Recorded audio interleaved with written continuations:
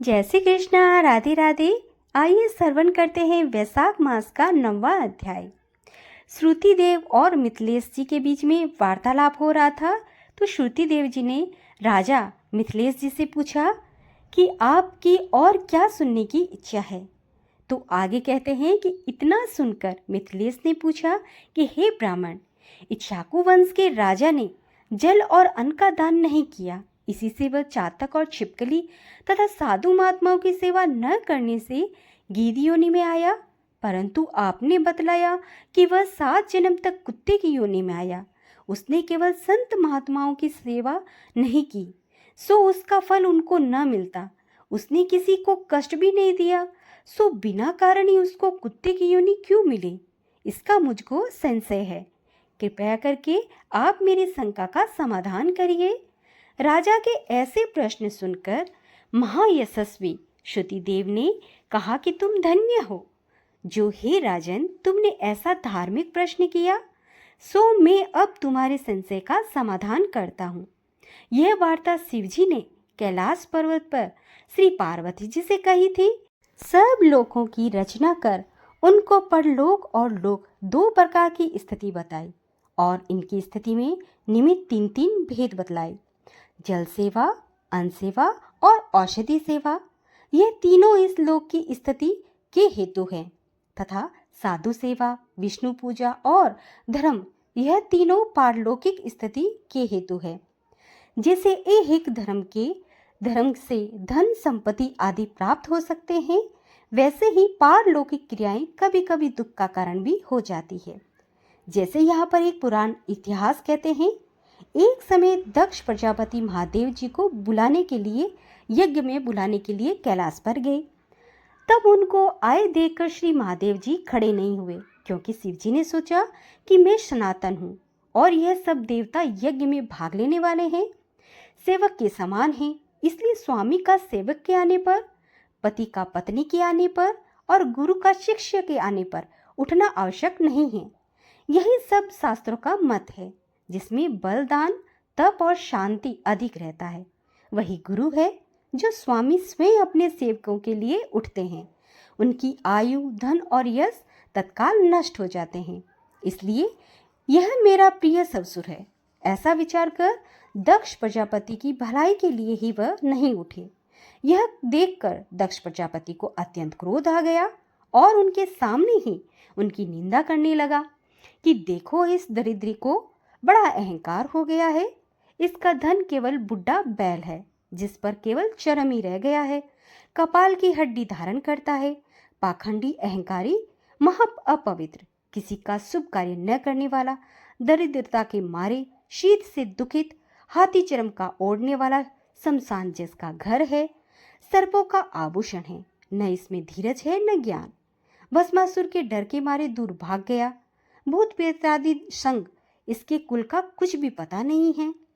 दुरात्मा नारद ने ब्रह्मा के इसकी बढ़ाई की, जिससे मैंने अपनी कन्या सती का विवाह इसके साथ कर दिया। जैसे कुम्हार का घड़ा चांडाल के घर पहुंचते से ही किसी का नहीं रह जाता है, वैसे ही मेरी कन्या का मुझसे कोई प्रयोजन नहीं। इस प्रकार दक्ष प्रजापति शंकर और सती को यज्ञ का निमंत्रण न देकर और कुवाक्य कहकर चले गए। यज्ञ स्थान में ऋत्विक और मुनियों के साथ लेकर विधि पूर्वक यज्ञ करने लगा।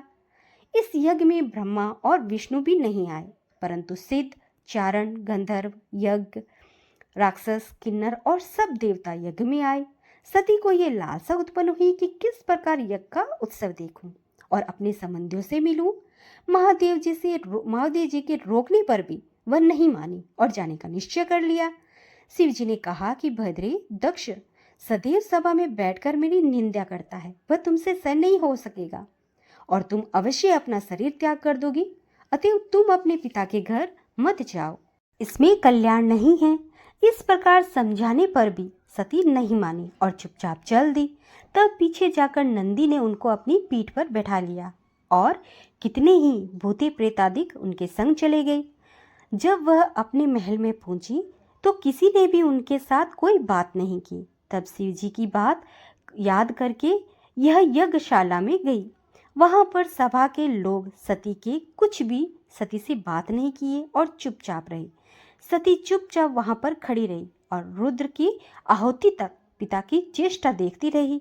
जब दक्ष ने रुद्र की आहुति नहीं दी तो सती ने क्रोध युक्त होकर कहा कि जो बड़ों का अपमान करते हैं उनका कल्याण नहीं होता है। तुमने सारे जगत के रचयिता अविनाशी रुद्र की आहुति नहीं दी। यहाँ जितने ऋषि मुनि महात्मा एकत्रित हुए हैं, इन्होंने तुमको सद्बुद्धि नहीं दी। ऐसा प्रतीत होता है कि विधाता तुम्हारे साथ इनके भी प्रतिकूल है।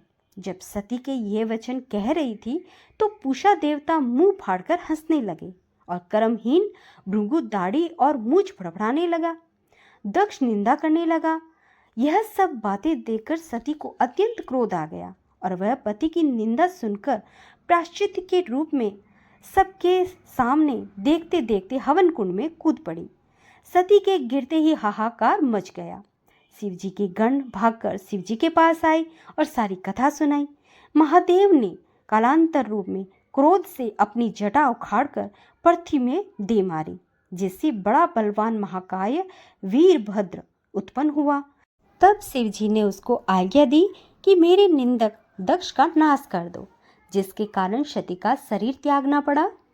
महादेव जी की आज्ञा पाकर सहस्त्र भुजाओं वाला और यमराज के सदृश्य वह वीरभद्र यज्ञशाला में पहुंचा और देवता असुर मनुष्य आदि जो भी यज्ञ में उपस्थित थे सबको मारने लगा और भृगु की दाढ़ी मूछें उखाड़ दिए, जिससे उनके अंग फड़कड़ाया था और वीरभद्र ने उसका वही अंग उखाड़कर फेंक दिया। दक्ष के सिर काटने लगा, किंतु शुक्राचार्य मंत्र बल से उसकी रक्षा कर रहे थे, इसलिए नहीं काट सका। तब रुद्र ने स्वयं उसका सिर काट डाला।